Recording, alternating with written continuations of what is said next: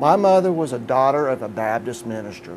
My grandfather, who ministered and retired as a Baptist minister, it's always been in our lives that Christianity has been strong in our home.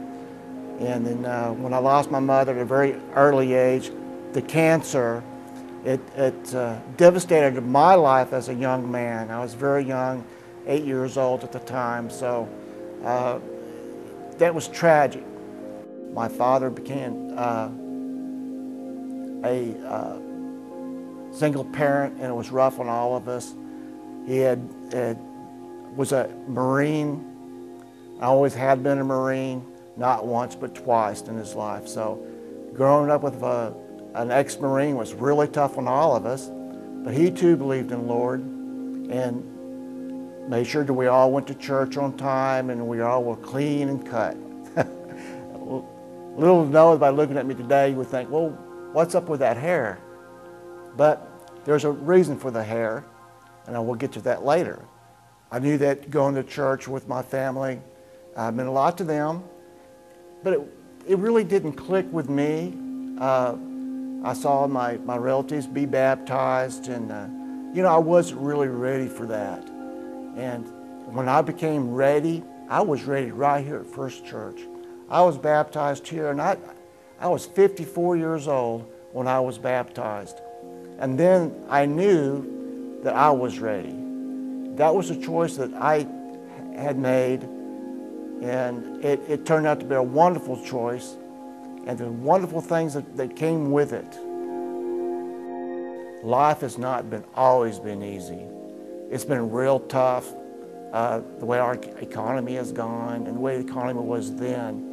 It's not changed much, but the jobs are harder to come by.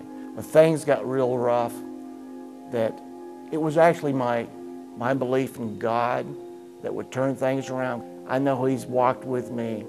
Even though when I was ready to give my life to Christ, it was the right thing to do.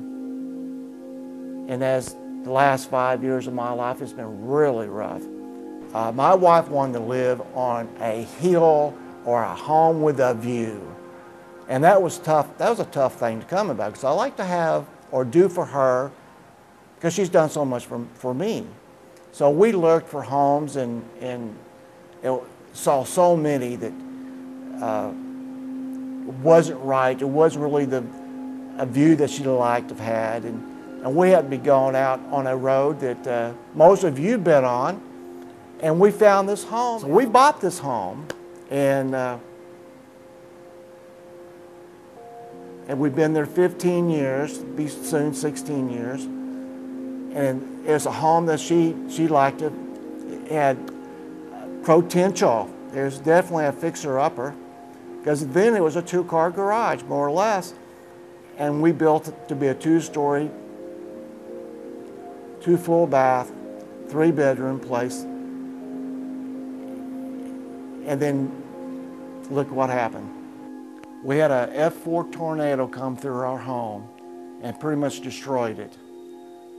The very next day, First Church came out. 75 folks from our church came out, began to pick up our personal belongings, picking up actually our lives and putting our lives back together. And through their love and devotion, they helped to kindle and our love and belief in the Lord, and their belief in the Lord has helped us become stronger. A little more than 5 years ago, my wife, Lisa, was diagnosed with cancer. And through all those years that I saw my mother pass with cancer, and I've seen her sisters pass with cancer. So it's a very frightening thing when one of our loved ones are diagnosed with this. She lost her lung. We went through chemo together. We've gone through the radiation together. And the last day of radiation, our cancer doctor tells us that if we go 5 years out through testing, and at the end of 5 years, it's done. She'll be cancer-free. but within the 5-year period, it may reoccur. I have that very day that we were told about the 5-year, it was my last day I got a haircut. I began to grow my hair for those children and adults that I saw to lose their hairs, such as my wife. And it was devastating. I knew I wanted to do something, but didn't know what direction.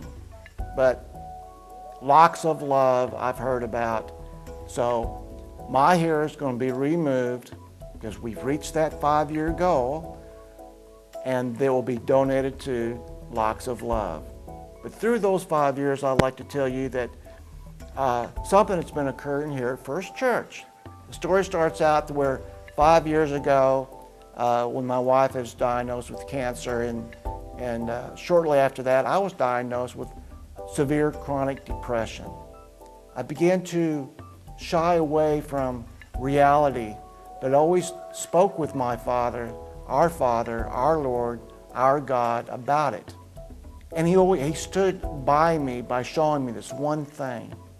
One particular day, I vacuumed the sanctuary, and I always look, because I'm very conscientious of things I do for the church. I pushed the vacuum back, came back in to turn off the light. Well, there was something on the floor that was just like a piece of paper, bright. I walked down, picked it up, and it was a feather. I didn't think anything of it. I threw it away. Well, through periods of time, I'd find another one. It got to be such an aggravation because I thought, who is doing this? Who's throwing this feather? For the longest time, no one could tell me about the white feather. The answer that I find is in Psalms 91, and I would like for you to read it with me. Those who live in the shelter of the Most High will find rest in the shadow of the Almighty. This I declare about the Lord. He alone is my refuge, my place of safety. He is my God, and I trust Him. For He will rescue you from every trap and protect you from the deadly disease.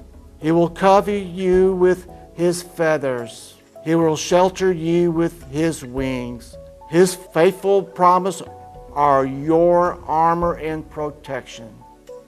That tells so much about myself and the way I've walked in the last 5 years.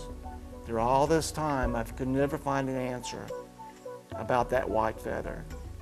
And it was brought to me by my co-worker. Read Psalms 91. Well, there's the answer to you. Psalms 91. Ain't that a blessing? It's blessed me with no doubt. And I hope that those who I've told this story to is blessed also. So if someone's in need and you see possibly a white feather, tell them the story, because it's a true blessing to me and my family. My name is Kevin Collier, and I have chosen God.